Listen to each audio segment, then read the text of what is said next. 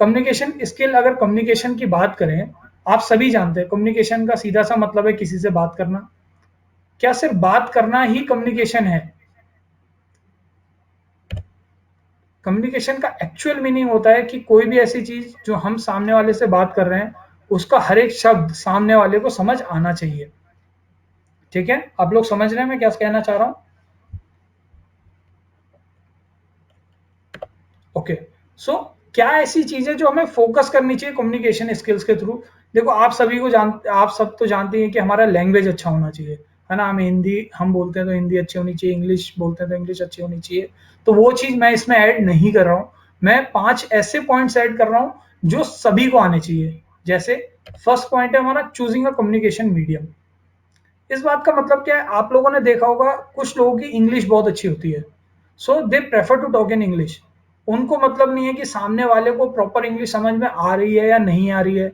या फिर आपकी हिंदी बहुत अच्छी है और कोई दूसरा बंदा किसी दूसरे स्टेट से बिलोंग करता है, हो सकता है उसकी हिंदी उतनी अच्छी ना हो, लेकिन आप प्रेफर कर रहे हैं उसे सिर्फ और सिर्फ हिंदी में बात करने का। सो इस बात को आपको ध्यान रखना पड़ेगा कि आप जब सामने वाले से डिस्कस कर रहे हैं या सामने वाले से बात कर रहे हैं, तो आपका कम्युनिकेशन मीडियम क्या है? क्या वो आपकी बात को प्रॉपर समझ पा रहा है? क्या आप उसकी बात को प्रॉपर समझ पा रहे हैं? इसलिए अपना जो कम्युनिकेशन मीडियम है उसे चूज करना बहुत इंपॉर्टेंट है। अगले पॉइंट की तरफ बढ़ते हैं, clarity of speech and writing. कई बार आपके साथ भी ऐसा होता होगा कि कुछ लोग आपसे बोलते हैं, आपको कुछ समझ नहीं आता, आपको रिपीट करके पूछना पड़ता है, यार आपने क्या बोला था? फिर सामने वाला रिपीट करता है। या कई बार आपके साथ ऐसा हुआ होगा कि आपने कुछ बोला होगा, सामने वाले को समझ नहीं आया, या आपने कुछ ऐसा लिखा जो सामने वाले को समझ नहीं आया, या सामने वाले ने ऐसा कुछ लिख के दे दिया जो आपको समझ नहीं आया। सो इट मीन्स क्या है, जो क्लियरिटी है स्पीच और राइटिंग की वो नहीं है। हम अगर अपनी क्लैरिटी रखेंगे स्पीच और राइटिंग में, तो इसका सबसे बड़ा बेनिफिट हमें क्या मिलेगा? हमारा कम्युनिकेशन का टाइम बचेगा, हमें चीज़ों को बार बार रिपीट नहीं करना पड़ेगा, हमारा जो कम्युनिकेशन होगा वो क्लियर होगा।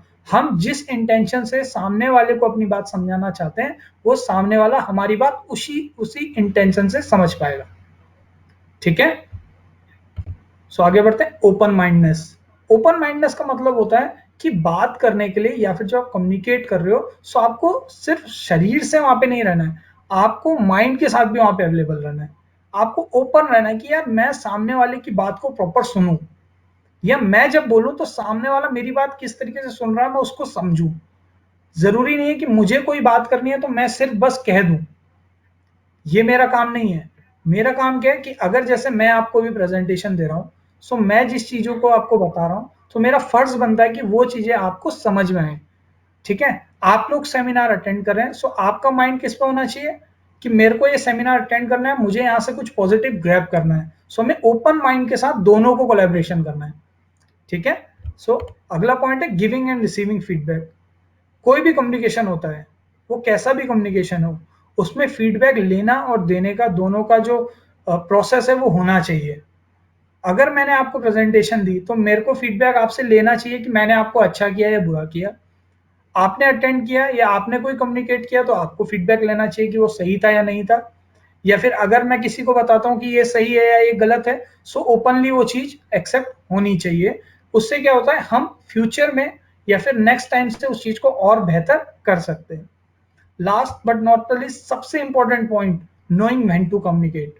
आपको पता होना चाहिए बात कब करनी है। ऐसा नहीं कि मेरा मन है बात करने का या मेरे को कोई चीज कम्युनिकेट करनी है तो मैं बस कर डालूं।